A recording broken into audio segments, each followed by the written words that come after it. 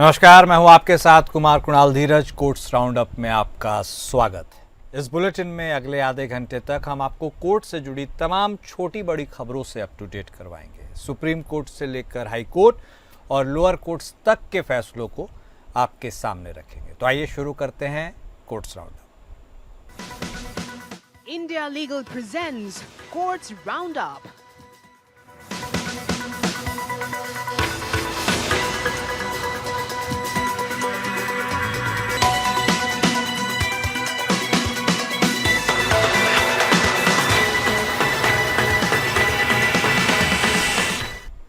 2006 के Mumbai train blast मामले में बरी किए गए दोषियों के खिलाफ महाराष्ट्र सरकार की तरफ से दाखिल की गई अपील पर जल्द सुनवाई की मांग को आज दोबारा सीजेआई जस्टिस BR गवई की बेंच के सामने उठाया गया। सीजेआई ने कहा कि इस मामले पर सुनवाई के लिए कल ही निर्देश जारी किए गए हैं।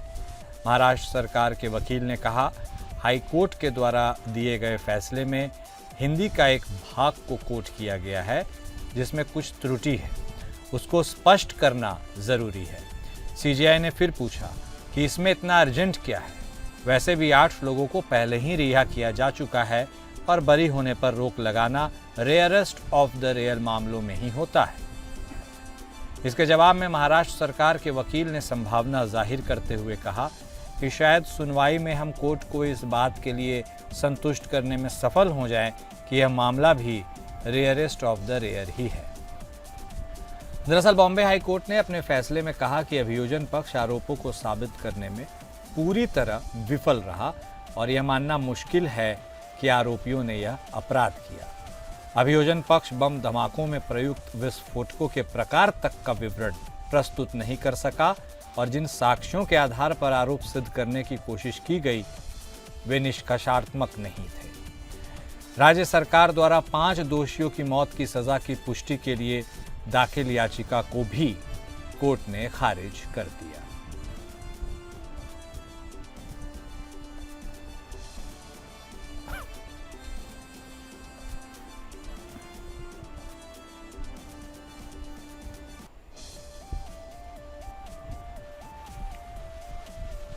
बॉम्बे हाईकोर्ट ने अपने फैसले में यह कहा था कि अभियोजन पक्ष आरोपों को साबित करने में पूरी तरह विफल रहा और अब ये मानने में भी मुश्किल है कि आरोपियों ने यह अपराध किया है। कोई भी साक्ष्य का विवरण प्रस्तुत नहीं किया जा सका और जिन साक्ष्यों के आधार पर आरोप सिद्ध करने की कोशिश की थी वो भी किसी काम के नहीं थे।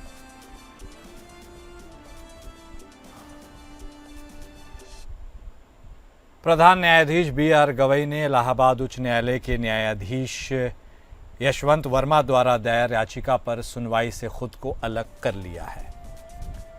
वर्मा ने अपने आधिकारिक आवास पर बड़ी मात्रा में अनियंत्रित नकदी की बरामदगी के संबंध में आंतरिक समिति की रिपोर्ट को चुनौती दी है। मामले की सुनवाई स्पेशल बेंच करेगा। मेरे लिए इस मामले को उठाना संभव नहीं होगा क्योंकि मैं भी समिति का हिस्सा था। हम इसे सूचीबद्ध करेंगे, सीजेआई ने कहा। प्रधान न्यायाधीश गवई पूर्व मुख्य न्यायाधीश संजीव खन्ना के कार्यकाल के दौरान न्यायाधीश वर्मा के खिलाफ आंतरिक कार्रवाई शुरू करने की प्रक्रिया में अपनी भागीदारी का उल्लेख कर रहे थे। केंद्रीय सरकार कथित तौर पर न्यायाधीश वर्मा को पद से हटाने के लिए संसद में महाभियोग प्रस्ताव लाने की योजना बना रही है। 14 मार्च को वर्मा के घर में आग लग गई थी जिसमें दमकल कर्मियों ने बड़ी मात्रा में नकदी बरामद की थी। वर्मा और उनकी पत्नी उस समय दिल्ली में नहीं थे और आरोप लगे थे कि नकदी उनके पास से बरामद हुई थी। इसके बाद मुख्य न्यायाधीश ने आंतरिक जांच शुरू की और एक 3 सदस्यीय समिति का गठन किया। समिति ने आरोपों की जांच की और अपनी रिपोर्ट में वर्मा को दोषी पाया। इसके बाद पूर्व मुख्य न्यायाधीश संजीव खन्ना ने वर्मा को हटाने के लिए महाभियोग की सिफारिश की। वर्मा ने अपनी याचिका में आंतरिक जांच प्रक्रिया को चुनौती दी है और कहा है कि यह असंवैधानिक प्रक्रिया है। वर्मा ने अपनी याचिका में यह भी कहा कि आंतरिक जांच प्रक्रिया में प्राकृतिक न्याय के सिद्धांतों का उल्लंघन हुआ है और उन्हें अपनी बात रखने का अवसर नहीं दिया गया है। उन्होंने यह भी आरोप लगाया है कि पूर्व मुख्य न्यायाधीश खन्ना ने उन्हें इस्तीफा देने या स्वैच्छिक सेवानिवृत्ति लेने के लिए कहा था। सरकार कथित तौर पर वर्मा को हटाने के लिए संसद में महाभियोग प्रस्ताव लाने की योजना बना रही है। वर्मा की याचिका पर अब नए सिरे से सुनवाई होगी, क्योंकि मुख्य न्यायाधीश गवई ने खुद को इस मामले से अलग कर लिया है।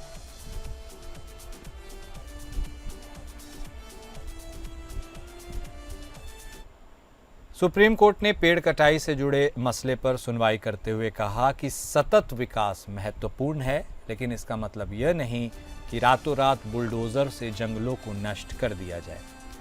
प्रधान न्यायाधीश BR गवई और जस्टिस विनोद चंद्रन और जॉयमाला बागची की पीठ तेलंगाना राज्य द्वारा कंचा गचिबौली वन क्षेत्र में बड़े पैमाने पर पेड़ों की कटाई के मामले में सुनवाई कर रही थी। प्रधान न्यायाधीश ने कहा, मैं सतत विकास का समर्थक हूं, लेकिन इसका मतलब यह नहीं कि रातों रात 30 बुलडोजर लगा के वन भूमि को नष्ट कर दिया जाए। कोर्ट ने पहले तेलंगाना सरकार को चेतावनी दी थी कि अगर वह खोए हुए वन क्षेत्र को बहाल करने के लिए कदम नहीं उठाती है तो सख्त कार्रवाई की जाएगी। कंचा गचिबौली गांव में 400 एकड़ भूमि पर पेड़ों की कटाई की गई थी। तेलंगाना सरकार ने IT बुनियादी ढांचे को विकसित करने के लिए तेलंगाना औद्योगिक बुनियादी ढांचा निगम के माध्यम से भूमि की नीलामी करने की योजना के तहत यह कार्रवाई की थी। नज़दीकी यूनिवर्सिटी ऑफ हैदराबाद के छात्रों ने भी इस कदम का विरोध किया और पुलिस के साथ झड़प हुई। 3 अप्रैल को सुप्रीम कोर्ट ने इस मुद्दे पर स्वतः संज्ञान लिया और पेड़ों की कटाई पर रोक लगाने का अंतरिम आदेश पारित किया। कोर्ट ने केंद्रीय अधिकार प्राप्त समिति को भी स्थल का दौरा करने और रिपोर्ट प्रस्तुत करने का निर्देश दिया। एक बाद की सुनवाई में कोर्ट ने कहा कि यह पर्यावरण और पारिस्थितिकी की रक्षा के लिए हर संभव प्रयास करेगी और 400 एकड़ भूमि पर पेड़ों की कटाई पर पूर्ण रूप से रोक लगा दी। वरिष्ठ अधिवक्ता अभिषेक मनु सिंघवी तेलंगाना सरकार के लिए पेश हुए। वरिष्ठ अधिवक्ता के परमेश्वर को एमिकस क्यूरी के रूप में नियुक्त किया गया है, जो कोर्ट की सहायता करेंगे।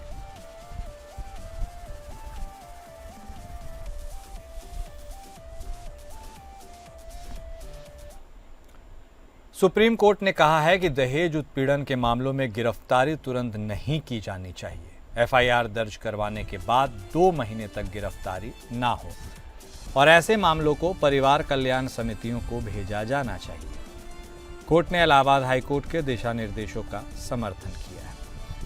दरअसल एक मामले में इलाहाबाद हाईकोर्ट ने दहेज उत्पीड़न के मामलों में गिरफ्तारी पर रोक लगाने और ऐसे मामलों को परिवार कल्याण समितियों को भेजने के निर्देश दिए थे।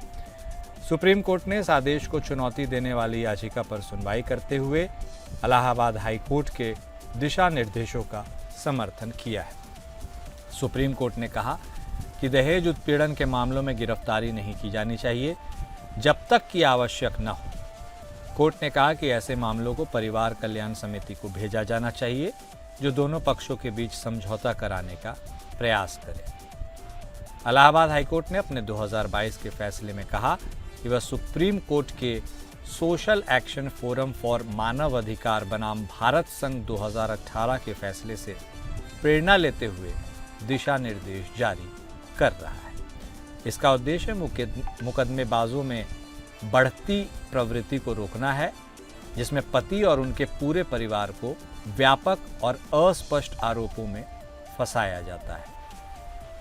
कोर्ट ने कई मामलों को साझा किया और सुप्रीम कोर्ट के इस फैसले से दहेज उत्पीड़न के मामलों में गिरफ्तारी पर रोक लगाने और ऐसे मामलों को परिवार कल्याण समितियों को भेजने में मदद मिलेगी। इससे दोनों पक्षों के बीच समझौता होने की संभावना बढ़ेगी।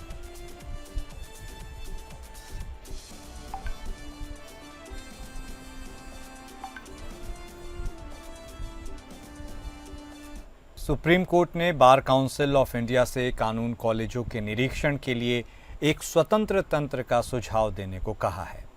कोर्ट इस मामले में अगली सुनवाई करेगी और BCI से जानना चाहेगी कि कैसे कानून कॉलेजों का निरीक्षण किया जा सकता है, जिससे शिक्षा की गुणवत्ता बनी रहे। बार काउंसिल ऑफ इंडिया कानून कॉलेजों के निरीक्षण के लिए जिम्मेदार है और यह सुनिश्चित करता है कि कानून कॉलेज आवश्यक मानकों का पालन करें।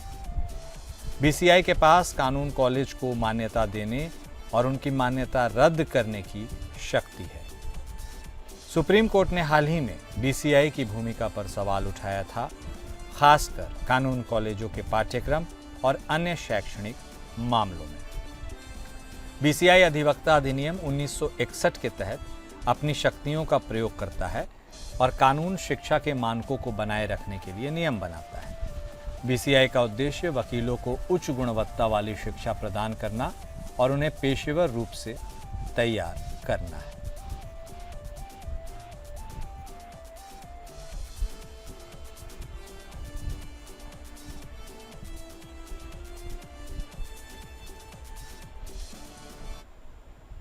सुप्रीम कोर्ट ने एक आईपीएस अधिकारी और उसके माता पिता को अपने पूर्व पति और उसके परिवार से बिना शर्त सार्वजनिक माफी मांगने का आदेश दिया है। यह फैसला आईपीएस अधिकारी द्वारा अपने पति और उसके परिवार के खिलाफ दर्ज किए गए कई आपराधिक मामलों के कारण हुआ है, जिसमें पति को 109 दिन और उसके पिता को 103 दिन जेल में बिताने पड़े। कोर्ट का आदेश था कि आईपीएस अधिकारी और उसके माता पिता को अपने पूर्व पति और उसके परिवार से बिना शर्त माफी मांगनी होगी। माफी एक प्रतिष्ठित अंग्रेजी और हिंदी अखबार के राष्ट्रीय संस्करण में प्रकाशित की जाएगी। माफी फेसबुक, इंस्टाग्राम, यूट्यूब और अन्य सोशल मीडिया प्लेटफॉर्म पर भी प्रकाशित और प्रसारित की जाएगी। माफी मांगने को दायित्व की स्वीकृति नहीं माना जाएगा और इसका कानूनी अधिकारों, दायित्वों या कानून के तहत उत्पन्न होने वाले परिणामों पर कोई असर नहीं पड़ेगा। कोर्ट ने कहा कि पति और उसके परिवार को जो शारीरिक और मानसिक पीड़ा हुई है, उसकी भरपाई या क्षतिपूर्ति किसी भी तरह से नहीं की जा सकती। कोर्ट ने यह भी कहा है कि आईपीएस अधिकारी को अपने पद और शक्ति का दुरुपयोग नहीं करना चाहिए और पति या उसके परिवार के खिलाफ कोई भी कार्रवाई नहीं करनी चाहिए।